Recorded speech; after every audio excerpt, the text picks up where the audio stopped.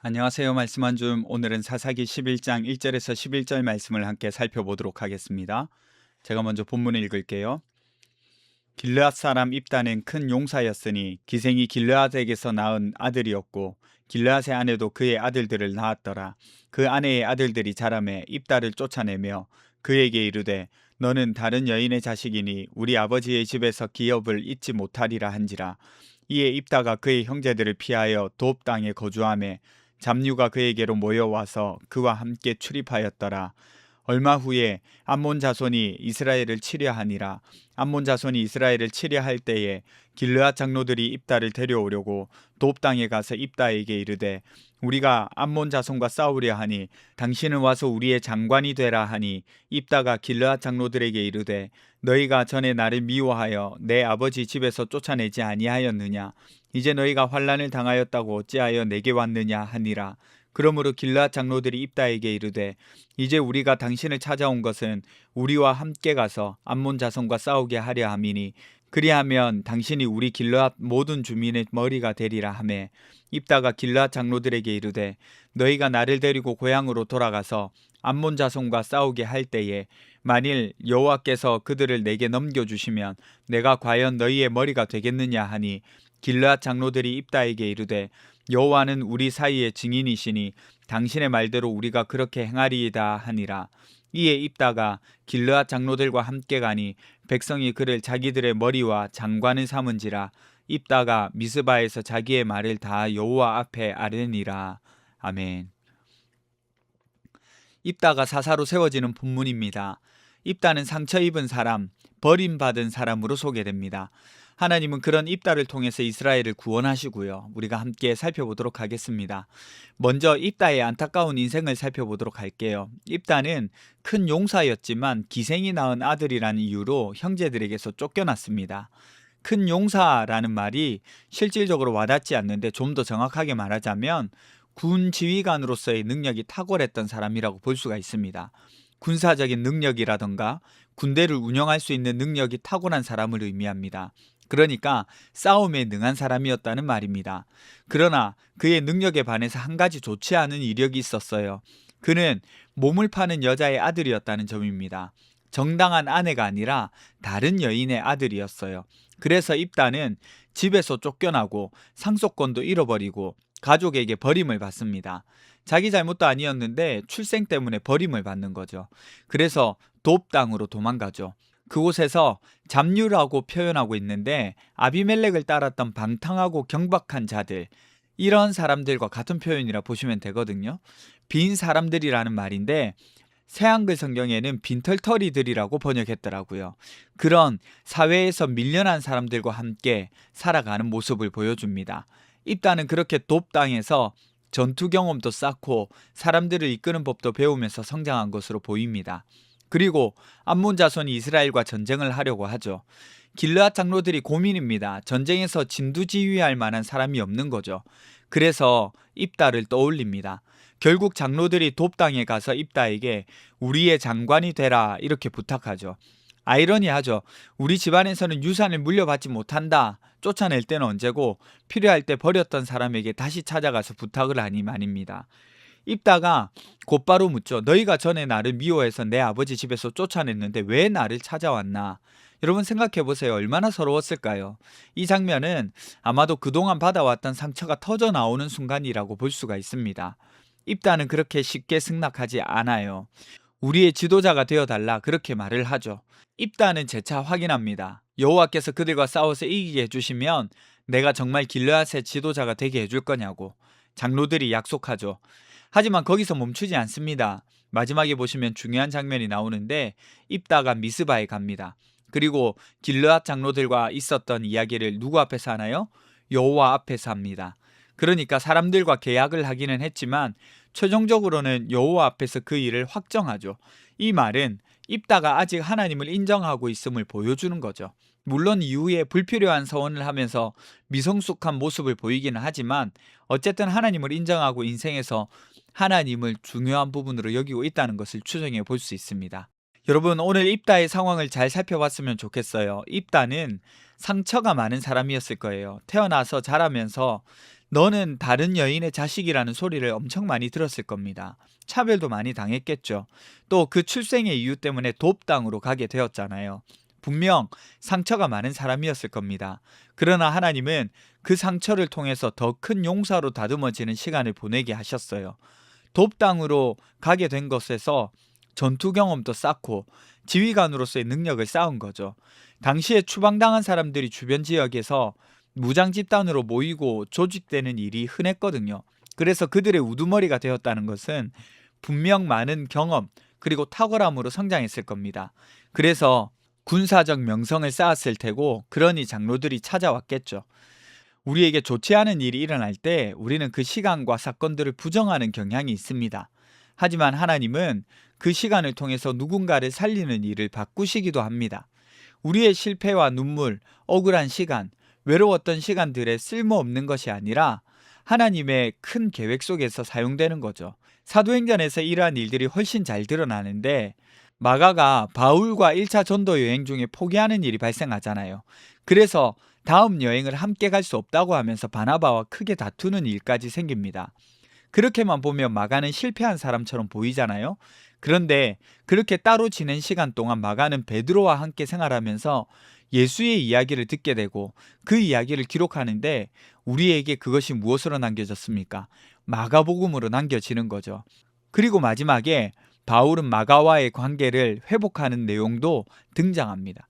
그리고 여러분, 무엇보다 그리스도 예수를 깊이 생각해 보세요. 그분은 상처받은 구원자입니다.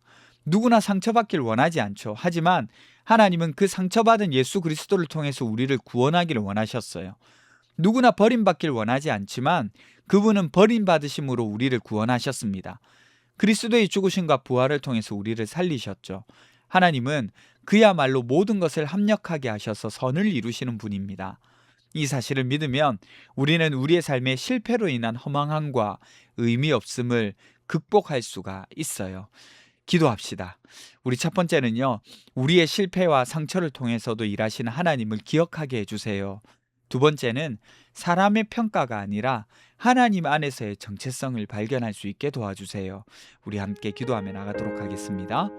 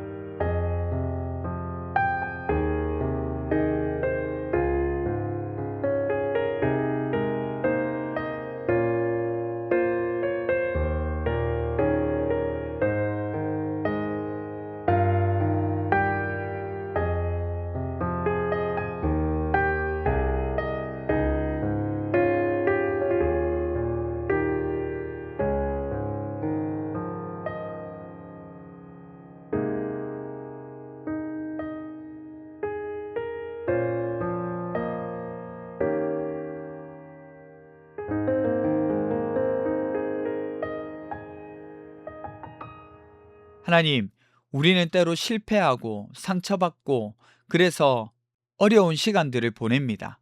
그때에 하나님을 기억하게 해주시고 이 시간을 통하여서 선을 이루어 가실 하나님을 기대할 수 있도록 도와주세요. 또 우리의 사람의 평가가 아니라 하나님 안에서 우리가 어떤 사람인지 발견할 수 있도록 도와주세요. 감사드리며 거룩하신 예수님 이름으로 기도드립니다. 아멘. 여러분, 오늘도 하나님께서 우리와 함께 하셔서 선을 이루어 나가실 것이라는 것을 기대하며 나아가는 하루 되셨으면 좋겠습니다.